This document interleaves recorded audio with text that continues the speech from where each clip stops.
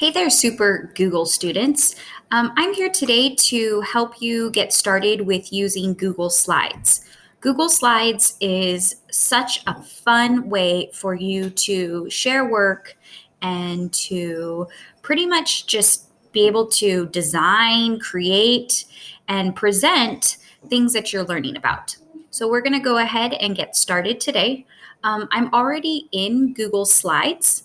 And you generally can find your Google Slides whether you're in your Drive or you can Google Slides, and eventually you'll get a nice fresh slide deck. The first thing I want to go ahead and share with you is this is your toolbar here, if you notice. And these are the toolbars that are represented with icons. And so a lot of times it's really nice to just focus there on these icons rather than going up into the headings up here into these tools. So today I'm going to go ahead and go over some basic stuff based on Google Slides. So I'm going to go to my next slide. And the first thing I want to go ahead and share with you guys is you are able to change the theme, meaning the color combinations / fonts and kind of the organization of what your slides are going to look like. Because what you're creating is a slide deck that can be used for presentation purposes. So sometimes we want to be aware of the style that we want to present with others. So over here on the side, you'll notice that there's different slide themes already within Google. And so today I'm going to go ahead and just click on the beach day. So what that does is it's going to change all of the slides that I have in my slide deck. And that will allow for me to have this like fun stylistic type of slide deck. Now I want to go ahead and show you, I have another option for slides. My favorite free themes that you can get and download very easily are from Slides Carnival and Slides Mania. And a lot of times in there, you'll get different slide decks that are going to really work with the style that you're interested in presenting in your slides. So that is my spiel on the themes. And so let's go ahead and move on. Now, if you notice, I have lots of slides already set in my slide deck. And if you ever need to add a new slide, there are options here with this plus sign. You can just notice that there is a plus sign and it'll show new slides. So if you ever need a new slide to put into your slide deck, you can just press the plus button and that will happen for you. I'm going to go ahead and delete that one because I don't need that one. Okay, so another thing that I want to share with you is that your slides also have the option to be set up in some type of a layout that you're trying to present your information with. So next to the theme button, going over to the left, we have layout. And so maybe you want a section that's just going to have like a title and a picture in it. There's lots of different ways that you can make sure that your layout is going to fit with the information you want to present. So layout's a nice way to have these pre-generated for you. You can always create your own layout because I will tell you Google Slides is almost like an online digital art studio as well because you're able to create anything you want on these slides. Moving on, your background is another option of messing with. Your background can let you change the color of what the entire slide looks like. So if you notice right now, it's showing that it's this teal color, and that's what you're seeing down below here. And so because this theme is already generated and set up, that's what the background color is pulling up. You can also decide upon using an image. A lot of times you can do a Google image search. Maybe you want to put in flowers. And you can add these as your background as well. And I think because, yep, and so it's just going to go ahead and put it down there. That's actually kind of pretty. I like that, huh? Now, later on, I'm going to be talking about the do's and don'ts about presentations and slides, because sometimes we can go a little bit too much overboard with how we're designing our slides. To be honest with you, you want these to be nice and easy to read and easy to display. And so I'll get into that later on. So that's what background does. I'll show you too, if we had the layout as just a blank canvas instead of that other one, we would have gotten the full effect of the flowers, which those are really pretty flowers. Okay, moving on. I'm going to be showing you now lines. I'm also going to go ahead and change the layout to this as a blank slate. Like I said, Google Slides is almost like a digital art studio because you have so many options to create images, shapes, or drawings digitally within this platform. So the line section gives you lots of different types of lines that you would like to use within. So you click on lines, you drag the line out, and you have a beautiful line. I want to share that you can also change how thick the line is right there. That was on line weight. You can also change the color of the line as well. So that's a simple line. Okay, let's go back to, and you can also change the ends and the beginning of the line. So you could really get pretty creative with your lines. If I look back at my lines, maybe I want to create some type of a curved line. Okay, so I have my curved line chosen, and then here's my little tool. And so I'm going to click down. I'm clicking down on the left-hand side of my trackpad on my computer, and then I'm going to drag with my on the right side of my trackpad, and then you kind of release it, and then you click again, release it, click again, release it, and you can create a pretty fun line. And you have to double click to end the line. Change the weight. We could do like 16 on that one. Maybe we want to change the color. And what's nice is that because I chose that beach day theme, guess what? It gives me like coordinated colors. Oh, that's kind of funky. I guess the computer couldn't figure out the lineage and the fill, but that looks kind of cool. The last line I want to show you really cool. The last line I want to show you is the scribble line, because this one allows you just to be very expressive.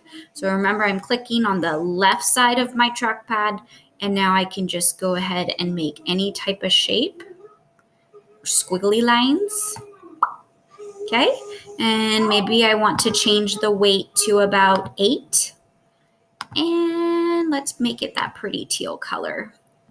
And now you have some teal spaghetti, it looks like. Okay, so that is the line tool. I'm going to go ahead and go to our next demonstration, which is probably one of my favorite. We're going to talk about the shape section. So I'm going to go ahead and change the layout again to a blank slate. Your shape section is where you get to be extremely creative once again. You have basic shapes here that you'll recognize from your geometry work, right? So let's just throw out a rectangle. So again, just like as I was choosing the lines, I also choose the shape, and then you'll notice, I guess I unclicked it, hold on. Okay, so I now have this shape, right? I'm gonna go ahead and drag it out. So now I have my rectangle, and what's cool about my rectangle is I can do a lot of fun stuff with it. I can recolor it. So maybe I'm feeling this like, rusty color. I can change the outline color, because right now, if you notice, this is considered your border color. I think of it as an outline. I can change it to that fun teal color. And then we can change the weight of that, outside line, just like we did with the other lines. That's pretty cool. I can change the lines to even have a dotted-like effect. One thing I want to show you too is that if you found a shape that you made and you really loved it, guess what? You can copy it. So I'm going to go ahead. Usually, some of us know how to use our keys like Control C, Control V, which will get you a copy, or you can just do it the old-fashioned way. Go to Edit, Copy, Edit, Paste, and now I have a second shape that's identical. So that's pretty amazing. Shapes are not just limited to the basic shapes that we know of. Oh, look, they even have a happy face. But it also includes arrows, callouts, and equation little symbols. Let's go ahead and go back to that happy face because that was pretty cool.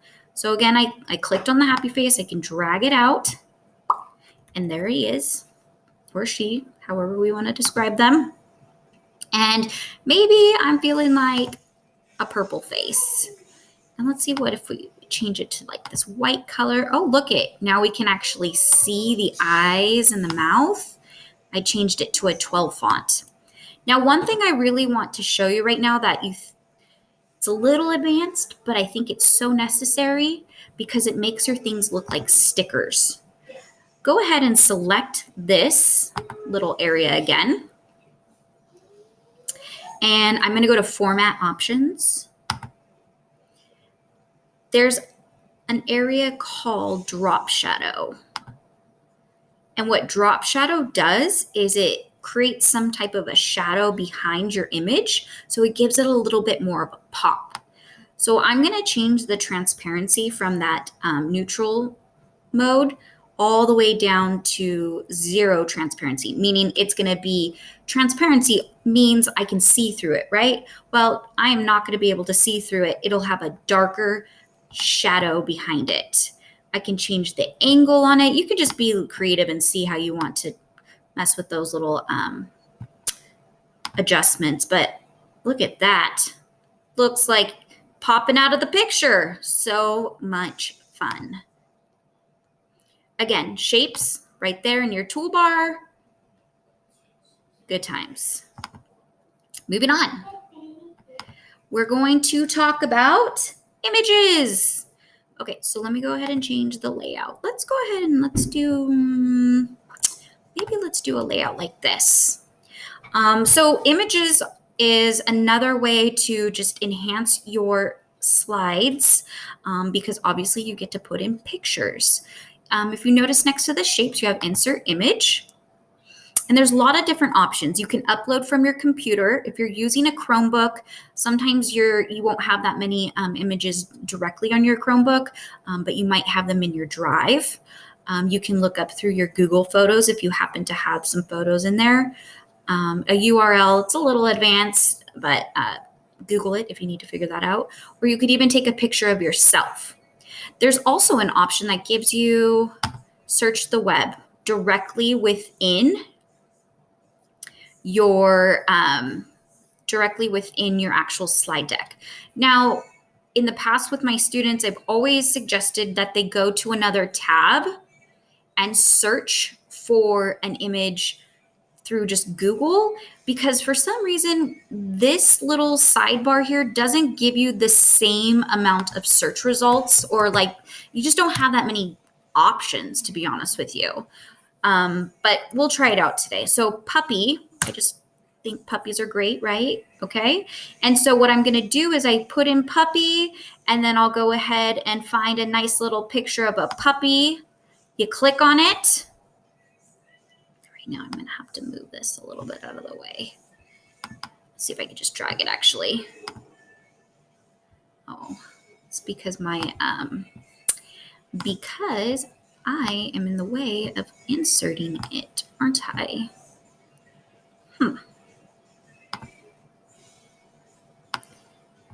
Bummer. Okay, so usually you're able to go ahead and click on a puppy, and down below it'll say insert. I'm unable to do that right now because I'm right here with my face. I'm going to go ahead and move outside of the slide deck. You probably won't see me doing anything on that end. You might, I'm not really sure. Okay, I'm going to go ahead. Oh, cute little puppy. So I'm going to copy this image and put it into my slide deck. And so now we have a cute little puppy.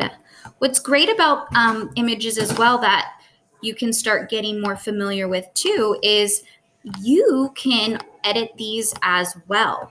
So I want to show you something called the crop tool.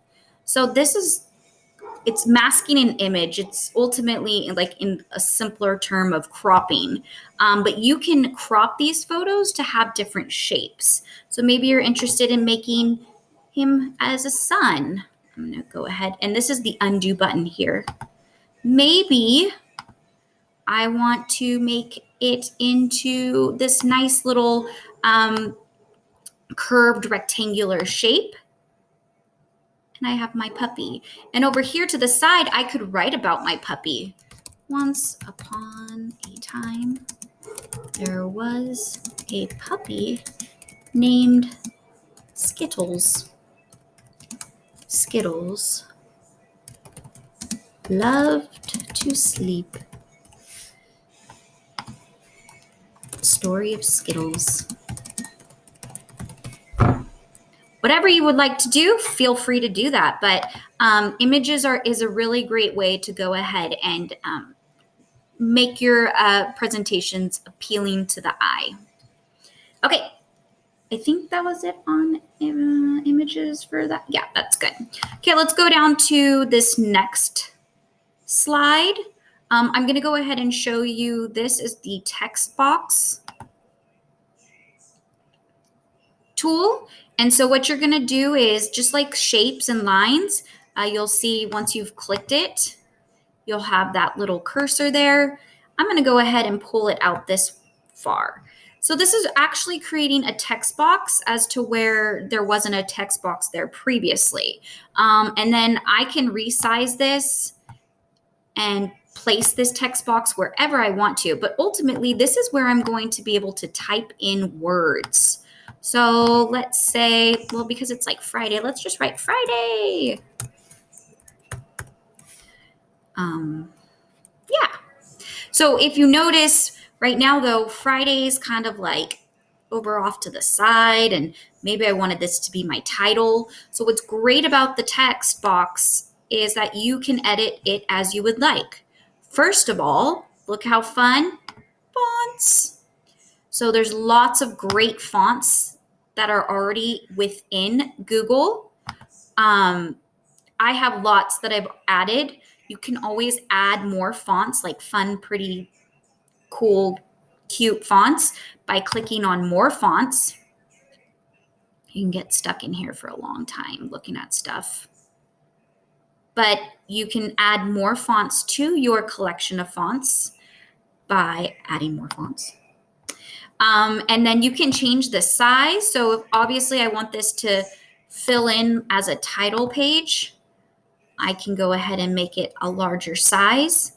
I can make it bold. I can italicize it.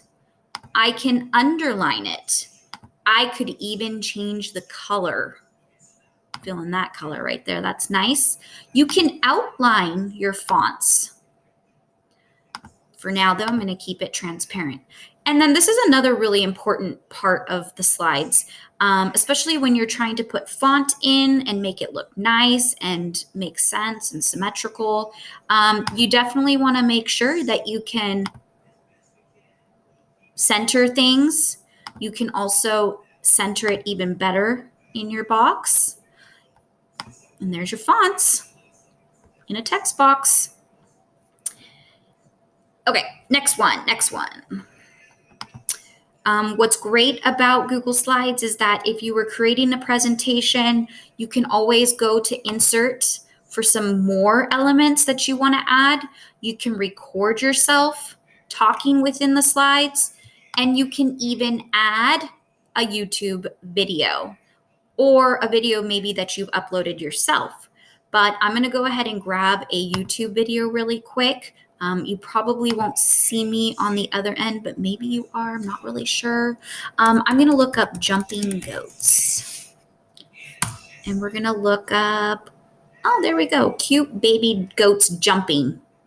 So, and that's on YouTube. So I'm going to click on it. And you can just grab it, grab the URL, which is up here. We have a short ad. We'll move on.